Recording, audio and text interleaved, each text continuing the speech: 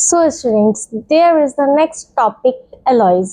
Alloys अगर आप मेरी क्लास 9th की वीडियो उठाकर देखेंगे तो वहाँ पर आपको मिल जाएगी एलॉय की definition along with the examples. ठीक है, तो वहाँ पे एग्जाम्पल्स भी हैं, डेफिनेशन भी है। Still it is included in class 10 metals and non metals. तो एक बार और समझ लीजिए।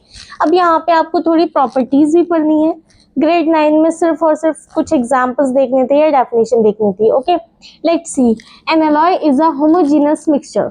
होमोजीनस मिक्सचर मतलब कि जो कि एक समान मिक्सचर होता है, एक जैसा होता है। मीन्स के यू कैन नॉट डिफाइन, आप नहीं पहचान सकते कि इसमें कौन कौन से एलिमेंट्स इंक्लूडेड हैं। ठीक है, तो it's a homogeneous mixture of 2 और मोर मेटल्स। अब होमोजेनस मिक्सचर हो किसका सकता है?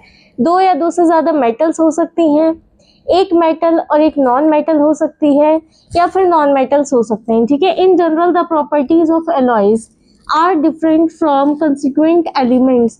इस चीज को याद रखिए। क्या कह रहा है कि होमोजेनस मिक्सचर है। होमोजेनस मिक्सचर का क्या मतलब होता है कि एक समान। अब सपोज हमने 1 ग्लास ऑफ वाटर लिया, उसमें शुगर मिक्स किया।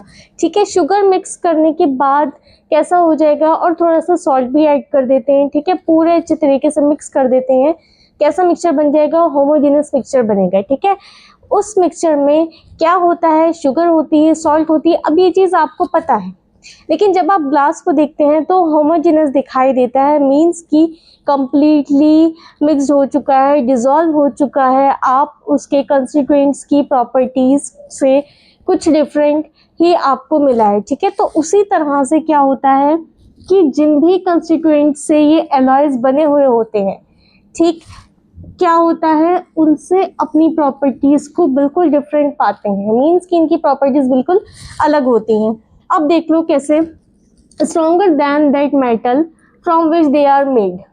उस मेटल से ज़्यादा स्ट्रॉन्ग होंगे जिससे ये बने हुए हैं। अब जैसे कि आयरन, या फिर आप स्टील का एग्जाम्पल ले सकते हो। ठीक है,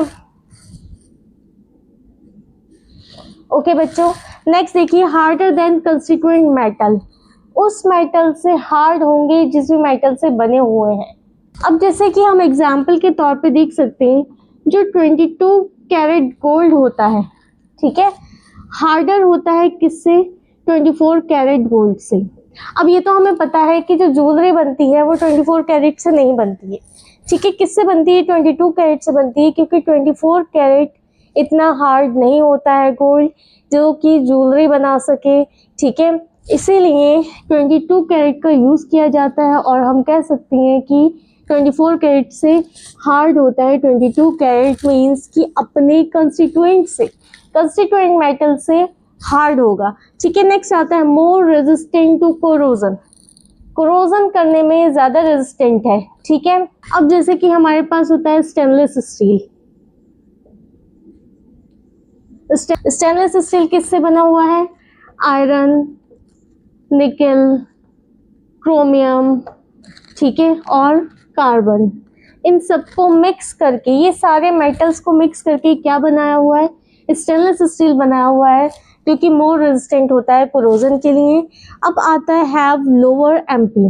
इनके जो एमपी होते हैं, मेल्टिंग पॉइंट्स होते हैं, कम होते हैं in comparison of metals. Metals के मेल्टिंग पॉइंट ज़्यादा होते हैं, हार्ड होता है।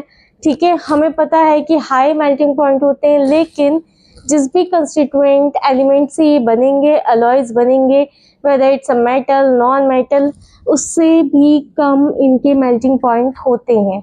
लास्ट आता है, इनकी जो इलेक्ट्रिकल कंडक्टिविटी होती है वो बहुत कम होती है इन कंपैरिजन टू कंस्टिट्यूएंट्स। जिन भी कंस्टिट्यूएंट से बने हुए हैं उनकी इलेक्ट्रिकल कंडक्टिविटी से कम इलेक्ट्रिकल कंडक्टिविटी शो करते हैं। मीन्स कि they will have higher that constituent की बात कर रहे हैं हम। जो कंस्टिट्यूएंट हैं उनकी हाई इलेक्ट्रिकल कंडक्टिविटी होती है, लेकिन उन्हीं कंस्टिट्यूएंट से जब कोई एलॉय बना होता है, ठीक है, तो उसकी जो इलेक्ट्रिकल कंडक्टिविटी होती है वो कम हो जाती है।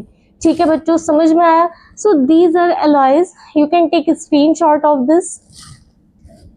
ओके, सो होप आप लोग घर पे अच्छे से स्टडी कर रहे होंगे और अगर नहीं भी कर रहे हैं, मज़े कर रहे हैं, तो please be serious for class 10th।